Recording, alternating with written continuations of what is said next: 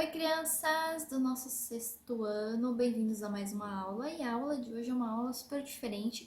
Eu tenho uma convidada especial, é uma professora de dança minha, e a gente vai conversar hoje sobre as danças orientais, né? E danças que são consideradas folclóricas e como que essas danças surgiram, cresceram, vieram a se tornar danças conhecidas por nós hoje e qual a importância, né, de conhecer e falar um pouquinho sobre os movimentos dessas danças. Então, acompanhem a aula. Uhum. Bom, gente, eu estou aqui hoje com a professora Sahara, ela é minha professora de dança do ventre, e eu fiz esse convite para ela para a gente conversar um pouquinho, né, sobre a questão das danças. Já no primeiro bimestre a gente falou sobre a pré-história, mas a gente não focou muito na dança, a gente falou mais um pouquinho da música. Então, eu convidei ela para a gente começar essa conversa, né, de como se origina essa dança, o que, que é essa dança e como que essa dança chega até esse período que a gente está estudando, que é o Egito. Então, agora eu passo para a professora Sarar para as apresentações. Olá, é um prazer estar aqui com vocês, né? Então a gente pensa na dança do ventre, né? Na dança do ventre, que é o mais popular que a gente conhece. Então, da onde teria vindo essa dança, né? Na verdade, os registros, né, sobre a dança do ventre, eles são meio difíceis, né? Não tem muita coisa pronta, tem vestígios, alguns vestígios arqueológicos, que faz com que nós vamos ligando uma informação à outra, né? Então, por exemplo, são datadas do período paleolítico, estatuetas encontradas em várias regiões do mundo, né? Essas estatuetas, elas teriam seios fartos, quadris largos e o ventre proeminente, né? Indicando aí indícios de gravidez.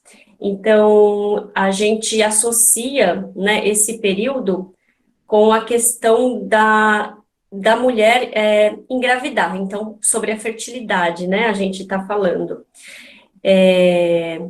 E nesse período, né, a sociedade, ela era matriarcal, ou seja, né, a mulher administrava as terras, né, a mulher tinha um papel importante, e ela era vista como uma representante da deusa, né, deusa porque não era um deus, né, a gente tem a ideia de um deus hoje, é um deus homem, né, uma figura masculina na cabeça. Nesse período, a deusa estava ligada à terra, né, bom, a divindades femininas, né, a gente tem algumas aí, Shitar, Isis, né, nesse período também. Então, eram deusas que poderiam trazer a fertilidade para a mulher.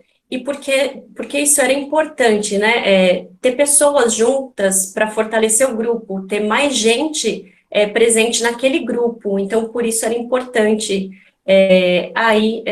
mais um filho, né, um filho mais um membro aí, né, em uma tribo específica. E aí a gente tem alguns movimentos da dança, depois a gente chega na questão das danças orientais, mas a gente tem alguns movimentos que lembram muito a natureza, né, os animais, o movimento das águas, o movimento do vento, então tem alguns movimentos na dança do ventre, que a gente conhece tradicional, que traz essa representação da natureza, né? Então, lembrando que nesse período, o homem, né, ao contrário de hoje, da atualidade, o homem, ele estava totalmente integrado à natureza, então, ele era membro integrante da natureza, ele não modificava a natureza em prol da sua sobrevivência, ele simplesmente aceitava, fazia lá seus rituais, né, para que a natureza fosse generosa com ele, para que rendesse bons frutos, né, para que a plantação, a colheita, ela fosse favorável, né, a plantação também fosse favorável, né, para que ele se alimentasse. E aí a gente tem a mulher, né, Nesse período não se sabia como a mulher engravidava, então a mulher era um mistério, a gravidez era um mistério nesse momento, então era sagrado, estava no espaço do sagrado. O que que era o sagrado? É o desconhecido, então é algo que se respeita, né? E é algo que se toma muito cuidado para lidar, então por isso eles tinham também aí rituais. E aí, imagina-se, né, de acordo com esses vestígios, que parte desses rituais eram feitos em forma de dança, né, realizado pelas mulheres. E aí, com esses movimentos de observação da natureza, né, observação da natureza, movimentos que lembram muito o próprio parto, né, são movimentos de ondulações que nós temos, nós fazemos na dança, que lembram muito o movimento natural que tem no momento do parto, né, que são essas ondulações. Depois você mostra para eles. Tentar. E, bom, aí a gente pegando então essa ideia, né, de que a dança, ela parte então desses rituais, né, e que esses movimentos, né, são movimentos já conjugados para ajudar no corpo, né? Então a gente já vê que a dança ela já tem uma relação mútua já nessa época, esse pensamento de tá ligado com a expressão do corpo, de ajudar o corpo, né? Do movimento da dança não ser só uma coisa de diversão, né? Ela já tem um intuito ali ligado a outros fatores, né? Que é o que a gente presencia muito nas artes, que ela nunca está ligada a uma coisa só, ela está sempre ligada a vários fatores, né? E, no caso, como você vê, então, o avanço, né, a evolução dessa dança aí? Então, se a gente tem aí nesse período mais pré-histórico, essa relação com a matriarcal, né, figuras femininas, divindades, como você diz para a gente, assim, como que foi essa evolução da dança até mais ou menos o período que a gente está vendo, então, que é o período do Egito Antigo, um pouquinho mais para frente também, né? Mas como que você diz para a gente, assim, o que é essa evolução da dança? Como que ela vai evoluir dentro dessa sociedade? Uhum. Bom, nesse período, no Egito Antigo, a gente tem uma dança ritualística, né, que é o zar. O zar, ele é um ritual que se invocam espíritos, que são os jin, né, é o gênio, é, jin é um gênio, um gênio. São gênios, né, que eles chamam. E aí tem muita percussão, muita música, né, e movimentos de dança, são movimentos com a cabeça, com os braços, com o tronco soltos. E a percussão, ela é tocada, são ritmos específicos, né, a gente tem principalmente um ritmo específico chamado ayubi, né, que é um ritmo muito linear e cadenciado, ele é constante. Isso, e enquanto a pessoa vai dançando, ela vai entrando num transe, né? E o Jim, ele tem que, a música tem que tocar esse Jim, né? Então ele tem que se manifestar de acordo com um som específico. É feita uma defumação, né? Então são as mulheres, principalmente mulheres, participam desses rituais. Alguns homens tocam, né? Mas é principalmente comandado por mulheres. E mulheres também participam. Então, é feito numa casa, então tem a dona de uma casa, que ela faz até mesmo a defumação numa frigideira ali. É tudo muito simples, né? E aí a pessoa começa a dançar, e aí o gênio se manifesta. E aí ele vai dizer o que é necessário para que a pessoa se cure, né? Ela é muito usada como um processo de cura e como um processo também de cura psicológica, né? Não somente cura física, mas cura mental, emocional também. Nesse período nós temos essa dança, né? Na verdade, como não tem registros, tudo é muito passado por fonte oral.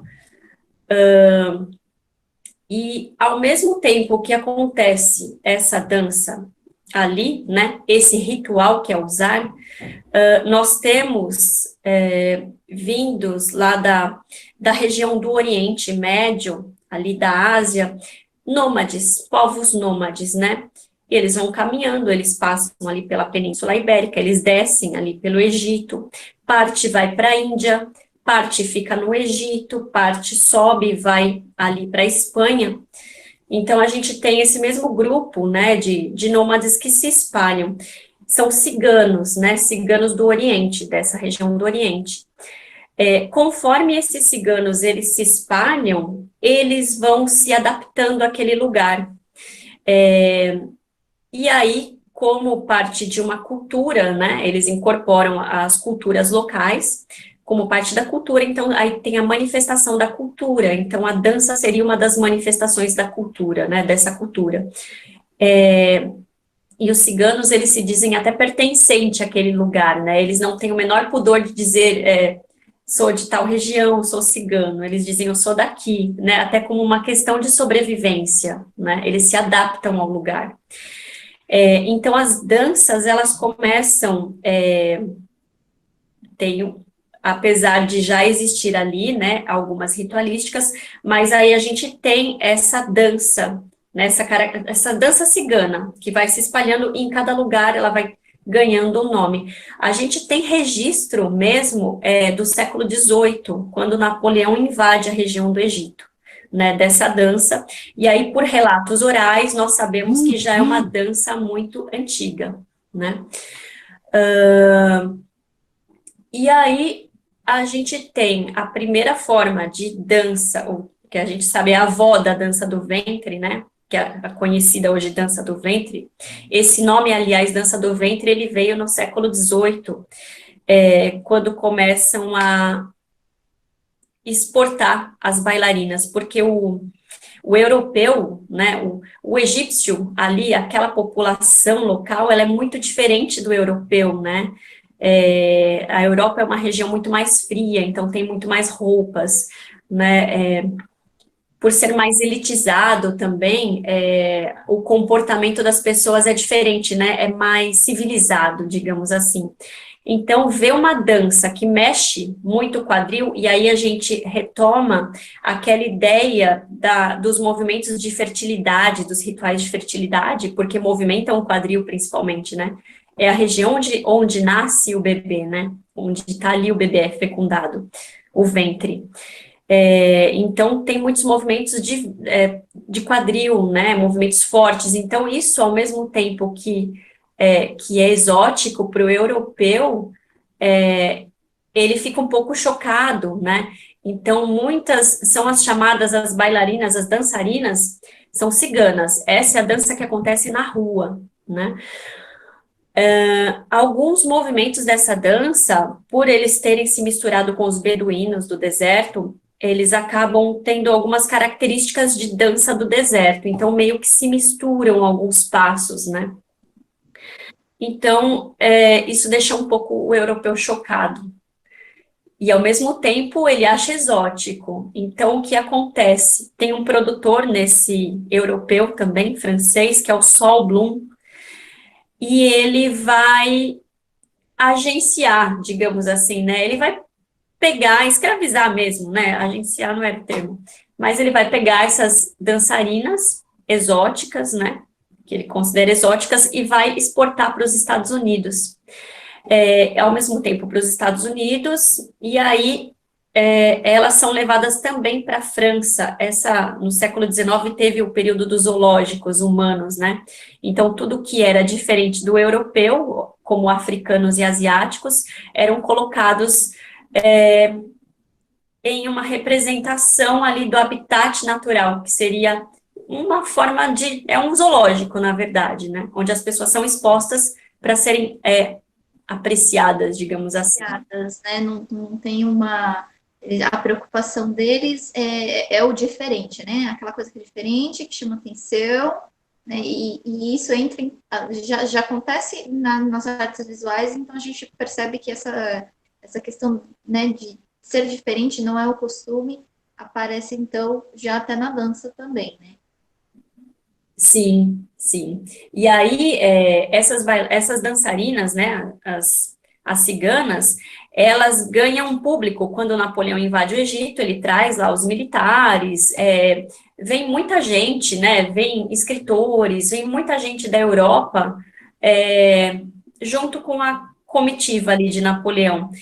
E essas pessoas começam a retratar os primeiros quadros, né, de dançarinas exóticas seminuas, né? Na verdade, essa imagem é do europeu, não era o que Não acontecia. é delas, é uma coisa que ainda não, assim, a gente não conversou, né, com a turminha aí do sexto, mas é uma coisa que a gente já vem falando, né, que essas imagens, elas vão sendo alteradas, né, então a gente vê que a própria pintura, então, ela já muda completamente a figura do que eram essas dançarinas, né, e é bom para entender também como que esse processo, né, da história sendo contada, né, então a gente vê que a própria dança, o registro da dança, também ele vai sofrendo modificações de acordo com quem está registrando.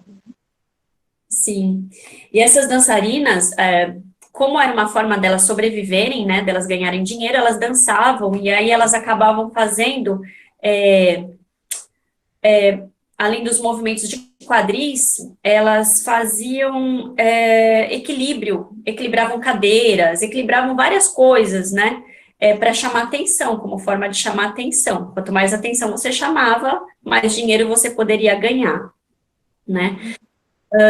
E aí, nesse momento, elas também são consideradas indecentes, né, por causa dos movimentos de quadril, e são mulheres muito livres, né? Livres a gente entende assim, diferente da europeia, né, que é comedida, ali submissa ao marido. Então, são mulheres que estão por conta própria, então elas vivem por conta própria, né? Elas resistem ali. Então, várias dessas mulheres, elas são decapitadas também, né? Porque elas começam ali a meio que, como se diz, interferir ali entre os militares, né? Na vida dos militares. Então, muitas delas são mortas, né? E, mesmo assim, algumas resistem. E aí, nesse momento, que aí tem uma outra ramificação que a gente não tinha falado também, né? Que vai nascer uma outra dança, que vai chegar na dança do ventre. E aí a gente tem essas. Vou falar dessa que a gente comentou. A gente tinha comentado que tem também o tartibe, né? Que é uma dança masculina. Então, uma dança que nasce, existe já ali, né? Na região do Egito. O registro, né? De origem é muito difícil, de precisar. Mas a gente sabe que as gauazes, elas pegaram essa ideia da dança com bastão e começaram a dançar também com bastão, né? Que aí já nasce uma outra dança, que é a Haxalasaia, que é a dança com bastão. O Tartibe é uma dança que os homens, eles simulam uma luta, né? É uma dança que mostra força, virilidade, mas eles não se machucam nessa dança. Embora mostre uma luta, eles não podem se ferir, né?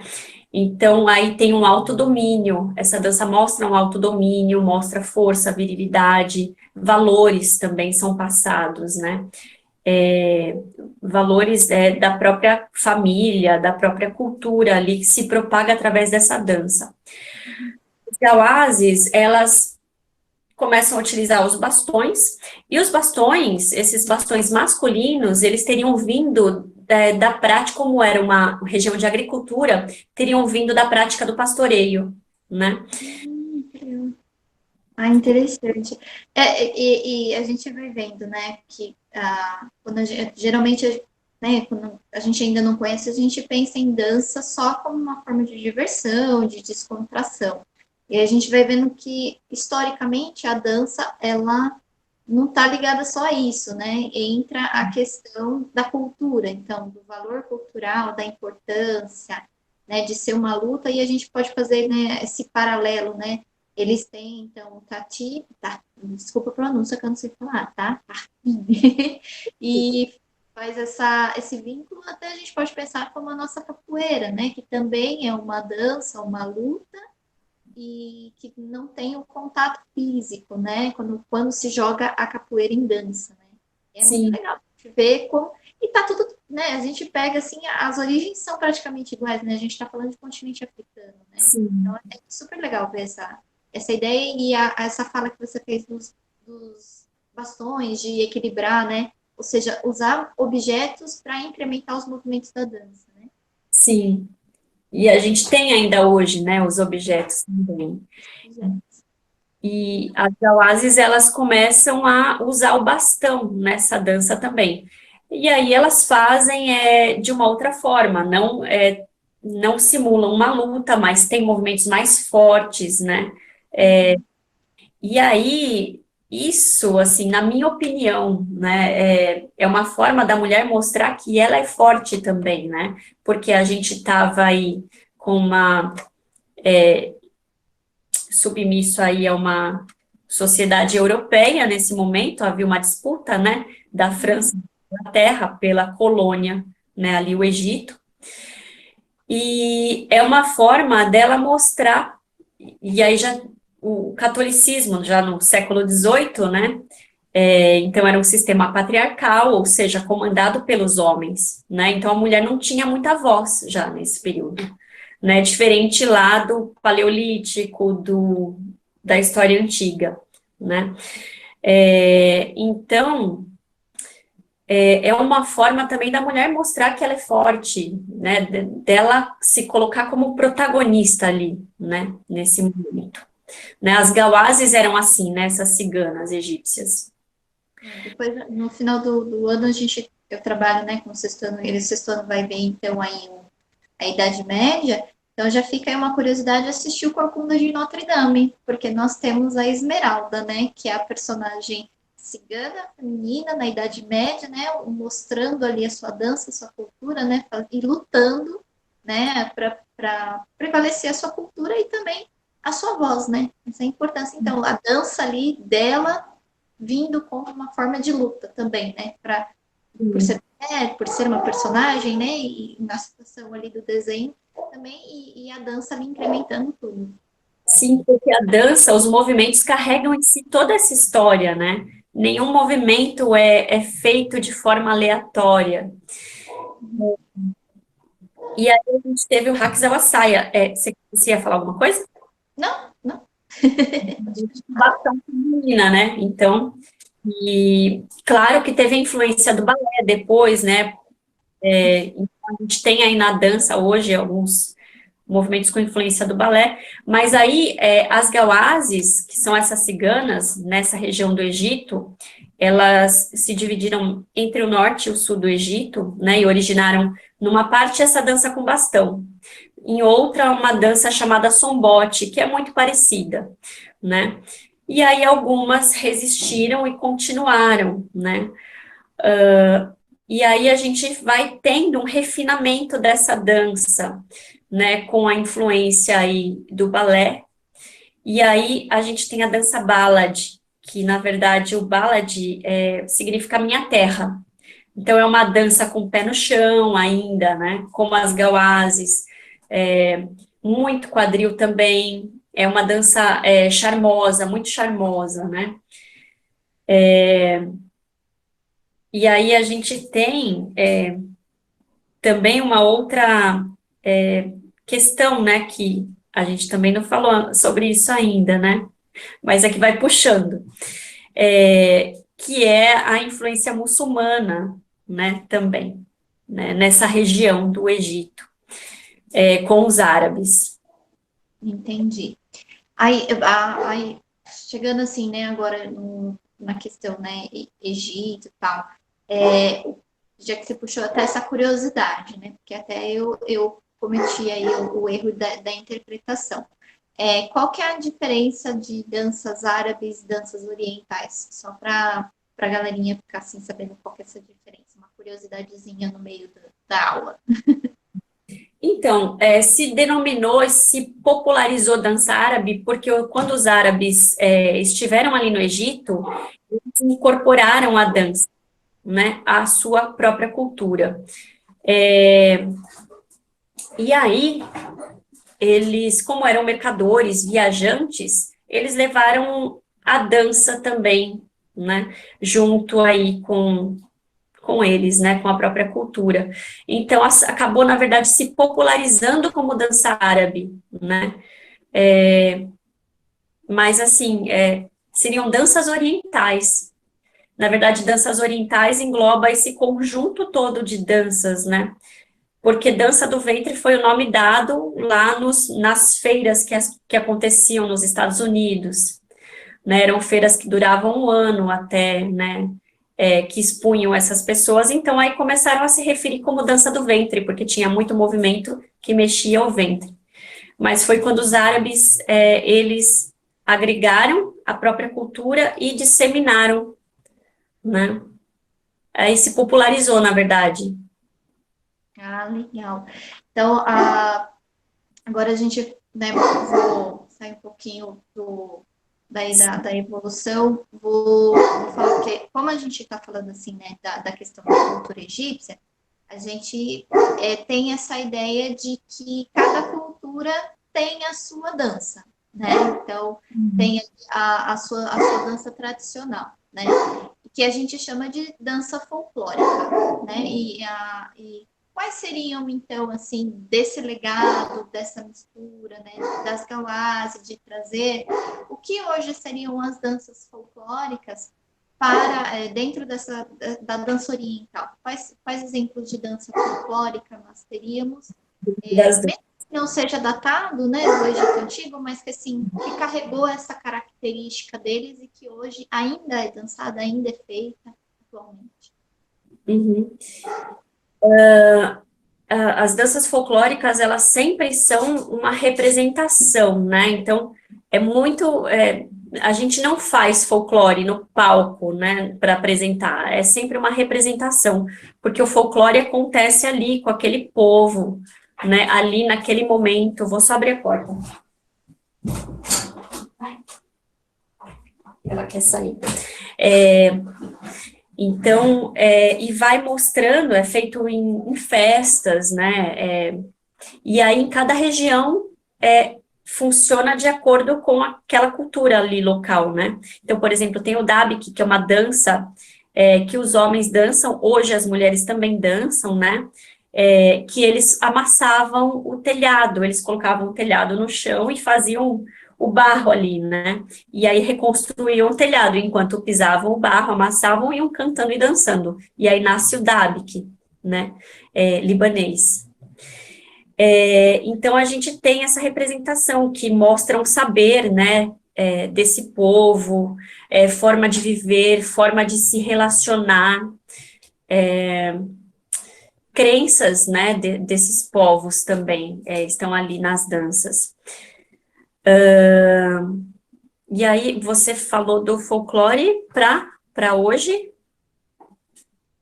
As danças que ainda são mais assim, são folclóricas, né? E que são apresentadas em espetáculos, por exemplo, né? Não sei se as que a gente conversou, né? Elas são essas danças que servem também como apresentação e também forma de demonstrar um pouco dessa cultura. Essas danças, elas entram nessa ideia, são danças folclóricas que a gente pode estar trabalhando como apresentação, né, de fazer essa demonstração dessa dança, né? Sim, o zar não é considerado folclórico, né? É uma dança ritualística. Algumas são consideradas folclores, e tem algumas danças hoje, que a gente também não falou disso. Vai surgindo. Vai surgindo. Tem algumas danças que, por exemplo, o Mahmoud Reda, que é um bailarino que estudou na Inglaterra, né? E aí ele faz uma cultura hoje, uma cultura não, uma pesquisa no Egito, das danças que tem no Egito, ele fez um compilado. Então, muitas das danças que ele levou para o palco, ele foi pioneiro em levar para o palco, e ele é considerado o pai do folclore, mas ele mesmo, ele diz que ele não é pai do folclore, né? Ele não é, ele nega esse título.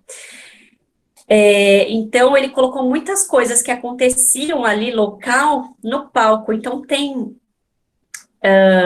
uma dança, por exemplo, que ele colocou no palco, dança com jarro. Não existe uma dança, não tem uma história de que as pessoas iam pegar jarro dançando e cantando, né? Mas ele observou o fato das mulheres irem, né, pegar a água ali, colocarem na cabeça, colocarem no corpo, em diferentes partes do corpo para equilibrar, e ele levou isso para o palco. E hoje a gente vê muita gente dançando a dança do jarro, como se fosse um folclore. E na verdade não, ele usou, né, desse costume e fez uma encenação, uma representação dançada. Mas tem muitas danças que elas são representadas ali. Tem concursos também que primam pela dança o máximo possível de forma tradicional, né? E a gente tem também essas danças de forma estilizada, que usam influência do balé, a meia ponta é influência do balé, né? Usam influência do balé, usam influência do jazz, e aí elas acabam sofrendo uma fusão, né, uma modificação. É uma evolução, uma forma de evoluir, né? Ela vai se interagindo também com outras culturas. Então, a gente tem a própria dança do ventre que a gente conhece hoje, ela tem algumas caras diferentes de acordo com o que está na moda, digamos assim, né? Uhum. Não sei se eu que você perguntou. Tem também, por exemplo, tem corporações na dança que elas são uma leitura, né? Então, eu posso dançar, por exemplo, usar, sem fazer o contexto ritualístico, que se usa uma galabia branca, a música começa lenta, você se movimenta lento, depois você vai acelerando, entra em transe, você representa isso e cai no chão, né? Uhum. Passavam de 2 a 3 horas dançando e caíam no chão em transe. Caramba, é tempo pra caramba dançando. 2 a 3 horas. E a gente tem algumas músicas clássicas, né? A música clássica é uma divisão, que tem uma divisão dentro da música clássica, né? Tem entrada, apresentação da bailarina, aí tem um momento de posicionar no palco, que você vai mostrar a sua dança mesmo, aí tem o momento do folclore, e aí tem o momento do taksim, que é o solo de um instrumento, né? E aí tem a finalização, tem todas essas partes. E aí, nesse momento do folclore, né? Pode entrar uma dessas danças folclóricas. A gente Ah, pode entrar e aí você não precisa fazer, por exemplo, se for um momento folclórico a gente é estilizado, mas, por exemplo, usar não é folclore, né? É um costume, mas é considerada dança ritualística. Então, ali pode entrar um zar naquele momento, mas você não precisa cair no chão, porque você vai ter que terminar a dança ainda. Então, é uma alusão só, uma menção àquela dança. A gente tem danças do Golfo Pérsico, que a gente classifica como danças orientais, né, que é o Haliji, que vocês vão aprender. Tem Hauliya também, que é lá da região do Oriente, né, tem do Iraque, dos ciganos do Iraque, né, que viviam no deserto. Tem o Tartibe, é muito representado hoje, o próprio Raqs Al Wassaia, né? O Gawazi também é muito representado como Gawazi, né? Às vezes as pessoas não representam ele tal qual ele era, né? É um pouco mais Nutella, digamos assim, é um pouco mais refinadinho. quando a gente fala, então, por exemplo, né, dessas danças que a gente citou, que depois eu vou compartilhar o material ali que a gente produziu, né? No caso, você produziu mais do que eu só, só li. Que é o Zar, Katibi e o Haxalazaya, né? São essas três danças, né? Existe uma nomenclatura para falar desses movimentos. Então, a gente já sabe que esses movimentos, a gente conhece como esse movimento pode de dança do ventre por conta né, dessa movimentação do ventre, né? Por exemplo, de qual dessas danças você poderia, por exemplo, dar uma classificação para a gente de movimentação, peso, né? Que isso é uma coisa que aparece bastante para os alunos para aprender em dança, e a gente não sabe, eu, por exemplo, eu não sei dizer qual que é o que é o peso, o que não é. Então, usando uma dança dessas de exemplo, como que você classifica, vai, o movimento, essa questão de peso e tal? Como que é isso? Como que você identifica? Essa é uma classificação que o Laban dá, né? É o Laban, que é um estudioso, né, bailarino, coreógrafo, ele classifica os movimentos, né? O espaço também ele costuma classificar. E tem vou citar o Tartib, né? Que são movimentos muito. Porque o folclore geralmente não tem passos, né? São passos simples e repetitivos, né? Embora tenha essa estilização que a gente falou, essas influências que a gente falou, que as pessoas podem, o bailarino pode usar. Então, por exemplo, o Tartib tem movimentos marcados no chão, né? Movimentos fortes, batidas com bastão no chão, giros de bastão no ar, sustentação de perna, né? Então, por exemplo, tem o movimento o bastão, ele tem muito esse movimento de chicotear, o Laban classifica como chicotear, né? O peso dele é firme, né? O tempo é rápido, o espaço é multifocado, ou seja, eu não tenho ele direcionado, quando eu solto o chicote ou bastão, ele pode tomar direções diferentes, né? E ao mesmo tempo que eu tenho esses movimentos do bastão de chicotear, temos o movimento de pressionar, que é a própria movimentação de bastão batendo no chão, né? Então, o peso é firme, o tempo é sustentado, o espaço é focado, é direcionado, né? Quando eu bato. Seria mais próximo de pressionar. Essa classificação, não, assim, eu tenho feito uma pesquisa dessa classificação para a dança do ventre, as danças, né? Nossas danças orientais. Mas geralmente se tem mais em outros tipos de dança, né? Contemporâneo, mais contemporâneo, né? Mas tem.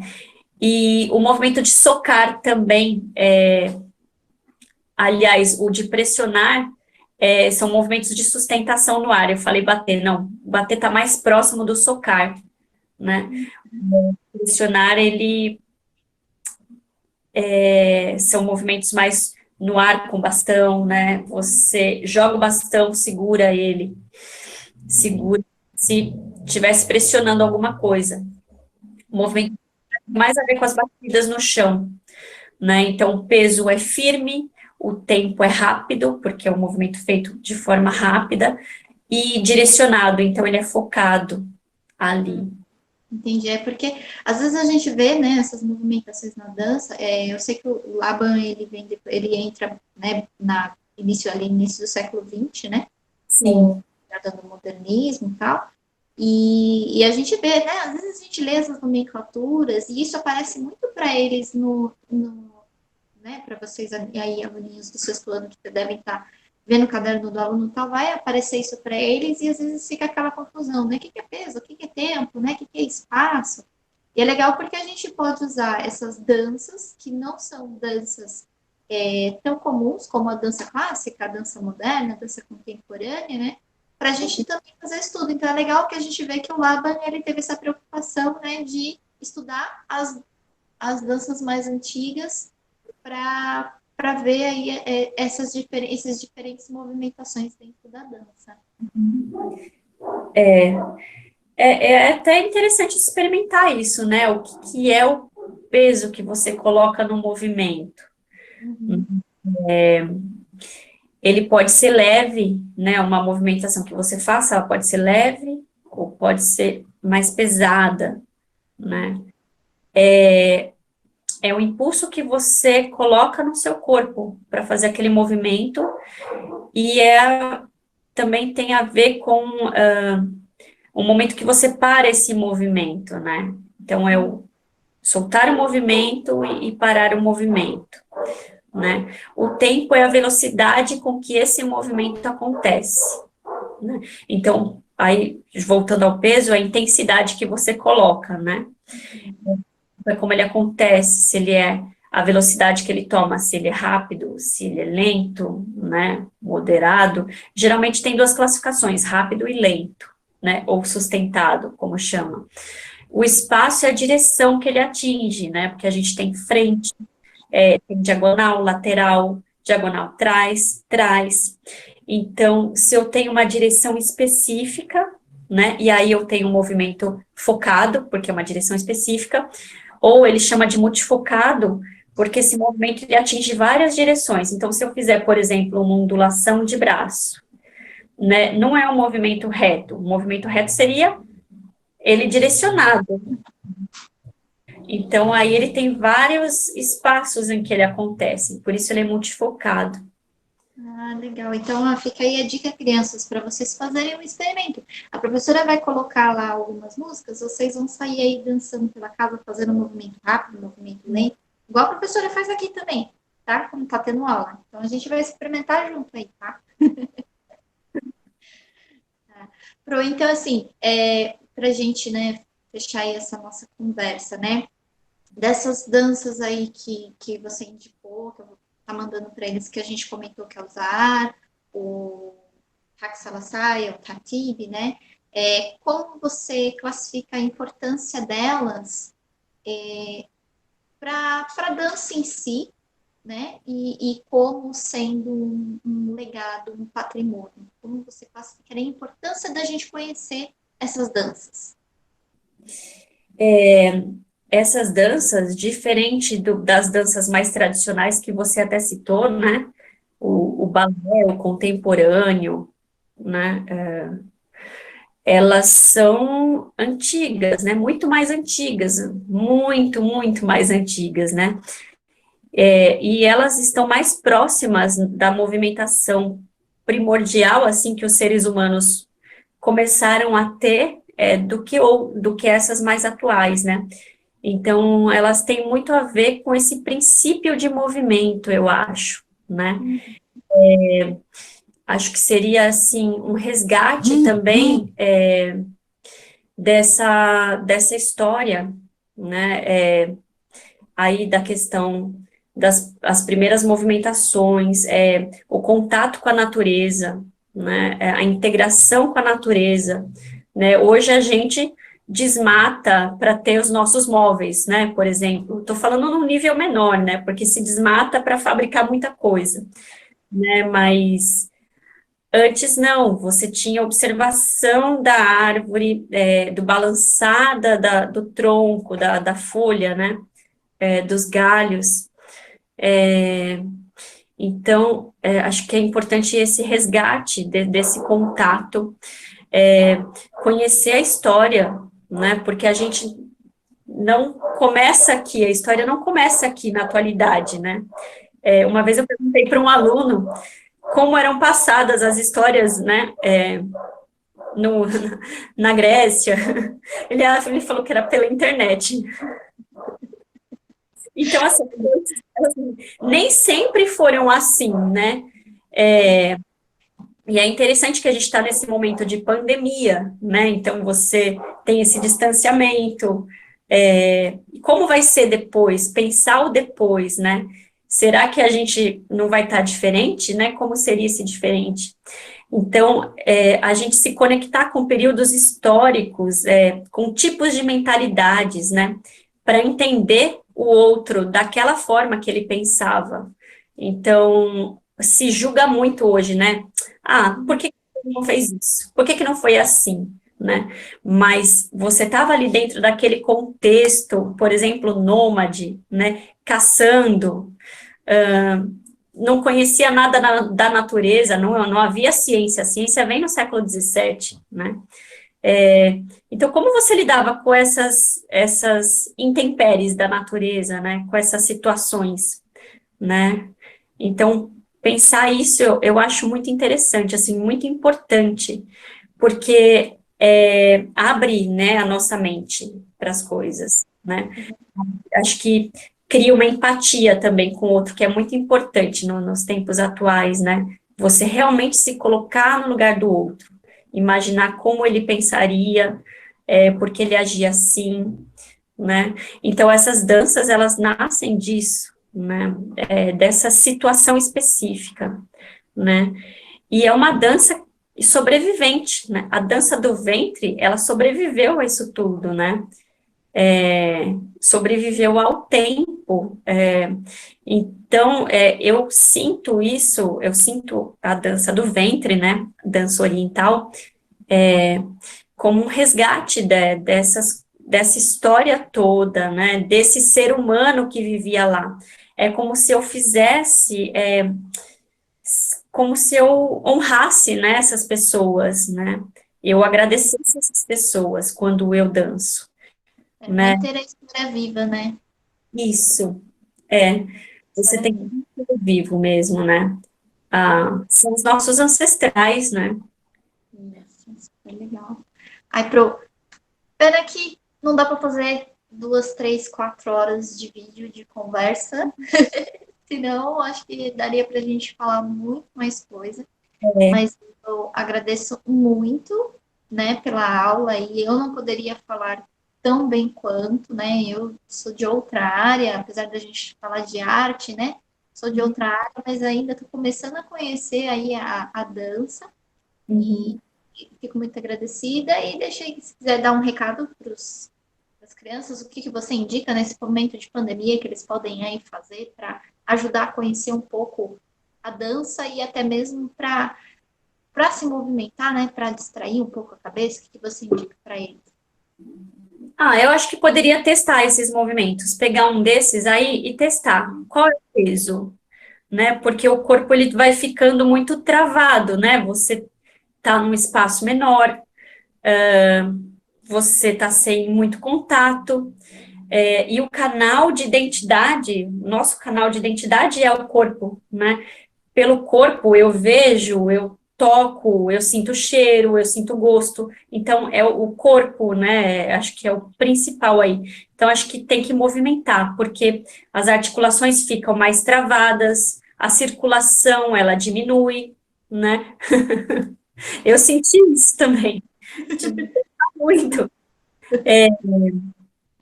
Então eu acho que assim, pegar esses movimentos e experimentar fazer, com cuidado, claro, né? Até mesmo pelos vídeos que a gente passou aí, acho que dá para experimentar algumas coisas, sem machucar, sem quebrar a TV, sem quebrar a É, sala. não vão quebrar nada da mãe de vocês, por favor. Não vão culpar a professora. Porque aí você alonga o corpo, aumenta a circulação, lubrifica as articulações. E é interessante porque o corpo, assim, conforme você se movimenta, ele vai liberando endorfina, né, ocitocina, serotonina. Então, são hormônios que dão prazer, que dão satisfação, que tranquilizam, que relaxam, né? E é importante, né, a gente ter esses elementos aí no nosso corpo, nesse momento. Ah, legal. Então, obrigado por de novo, né? Agradecemos. E aí a gente então fica aqui com essa aula sobre um pouquinho só sobre dança, né? Mas que ajuda aí vocês e eu vou mandar para vocês aí os vídeos, né, as músicas para vocês fazerem testes e também conhecerem um pouquinho sobre essas danças. E a gente se vê na próxima aula. Tchau. Obrigada, tchau.